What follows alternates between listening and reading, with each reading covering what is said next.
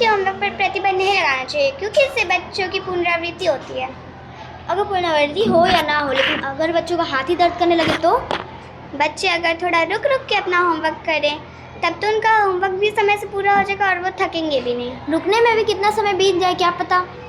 लेकिन बच्चों के पास तो बहुत ज़्यादा समय होता है। अगर वो विद्यालय से आके थोड़ी देर विश्राम करके भी अपना गृह कार्य करें तो उनका गृह कार्य समय से हो जाएगा। अध्यापक इतना होमवर्क दे देते हैं कि बच्चों को घर पे आके थोड़ी देर विश्राम करने के बाद भी होमवर्क पूरा नहीं हो पाता। आपसे किसने कहा कि अध्यापक इतना ज़्यादा होमवर्क दे देते हैं कि वो विश्राम करके भी अपना होमवर्क नहीं करते? माना कि होमवर्क हर अध्यापक कम ही देता है, लेकिन सारे विषय का मिला के होमवर्क बहुत ज़्यादा ही होमवर्क हो जाता है। जरूरी थोड़ी है कि हर एक विषय में सिर्फ होमवर्क ही मिलता है, वो तो अन्य काम भी करने के लिए देते हैं। पर हर अन्य कार्य में होमवर्क मिलता है। माना कि हर अलग सब्जेक्ट में अलग अलग मिलता है, जैसे चित्रकला, संगीत, गाना। और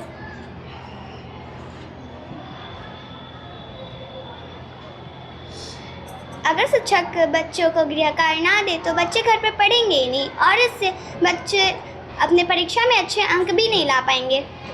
अगर विद्यालय में इतना पढ़ा दिया जाएगा तो घर पे इतना बोझ क्यों? क्योंकि बच्चों को जो विद्यालय में पढ़ाया जा रहा है उसको तो अभ्यास करना तो जरूरी है ना।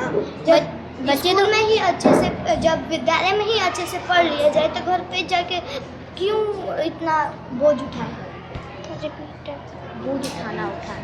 होमवर्क कोई बोझ नहीं है। होमवर्क से हमें ज्ञान प्राप्त होता है। ज्ञान प्राप्त हो या ना हो, लेकिन हम लोग के मानसिक तनाव भी बढ़ता है, क्योंकि अलग अलग विषय को अलग अलग याद करना, लिखना, इससे बच्चों को बहुत तकलीफ होती है। लेकिन जब बच्चे मोबाइल, वीडियो गेम और लैपटॉप देखते हैं तब मानसिक तनाव नहीं खराब होता है। लेकिन बच्चों को इतना होमवर्क मिलता है कि उनको ये मोबाइल, टीवी, लैपटॉप चलाने का समय ही नहीं मिल पाता। नहीं, बच्चे अगर बिना लैपटॉप, मोबाइल, वीडियो गेम चलाए भी अगर किताबों से पढ़े तो उनको अच्छे से याद हो सकता है ना, और वो परीक्षा में अच्छे अंक ला सकते हैं। लेकिन बच्चों को स्कूल में भी तो याद कर सकते हैं। लेकिन जब तक बच्चे उस विषय को घर पे जाके दोहराएंगे नहीं, तब तक वो उस विषय को अच्छे से समझ नहीं पाएंगे। तो बच्चे अध्यापक से भी पूछ सकते हैं, क्योंकि अध्यापक भी वही विषय पढ़ाता है। अध्यापक तो पढ़ाते ही हैं, लेकिन बच्चों अगर खुद से प्रयास करें उसे करने का, तब वो और अच्छे से उसे समझेंगे।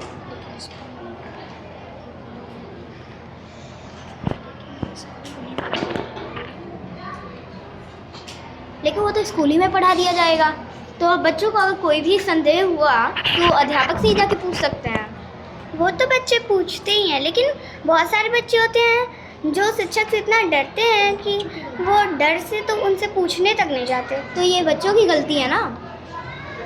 लेकिन बच्चों को तो पूछने जाना ही चाहिए। शिक्षक उन्हें डांटते तो मारते तो नहीं है। लेकिन काफ़ी शिक्षक ऐसे होते हैं जो बच्चों को प्यार से समझाते हैं और ये भी कहते हैं कि अगर तुम्हें किसी भी विषय में संदेह हो तो उस विषय के अध्यापक या फिर अध्यापिका से पूछें। मैं मानता हूँ कि शिक्षक ऐसे ही करते हैं, लेकिन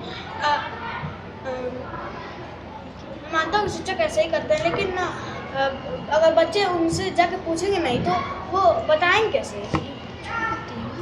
तो हर एक अध्यापक ऐसा नहीं होता। अध्यापक आते हैं कक्षा में जब भी तो पूछते हैं कि किसी को संदेह नहीं है ना किसी विषय में, या फिर पढ़ा के जाते हैं तभी यही पूछते हैं। अध्यापक एक दिन में कई बार यही चीज़ें पूछते हैं, लेकिन बच्चे बोलते ही नहीं हैं। और पूछना चाहते हैं तो अध्यापक उन्हें पूछने के लिए पूरी खुला देता है। लेकिन बच्चों के मन में ये डर बैठ गया है कि अगर हम होमवर्क करके नहीं जाएंगे तो शिक्षक इन्हें मारेंगे। लेकिन इसमें तो बच्चे की ही गलती है। अगर वो होमवर्क नहीं करते हैं तो शिक्षक तो उन्हें दंड देंगे। अध्यापक इतना ज़्यादा होमवर्क दे देते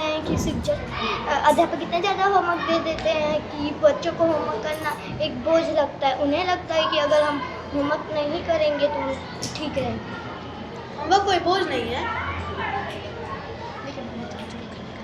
होमवर्क की वजह से बच्चों को खेलने का समय ही नहीं मिलता, और शारीरिक विकास पर उनके ये खेलना नहीं होना, ये उनको बहुत बुरा असर डाल सकता है।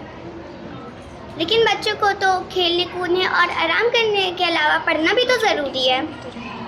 बच्चों को तो ट्यूशन भी जाना होता है, ट्यूशन में भी तो पढ़ाई कर सकते हैं, विद्यालय में भी 6-7 घंटे पढ़ते हैं, तो फिर उन्हें घर पे तो खेलने का समय नहीं मिल पाएगा होमवर्क की वजह से। तो मेरा तो यही कहना होना चाहिए कि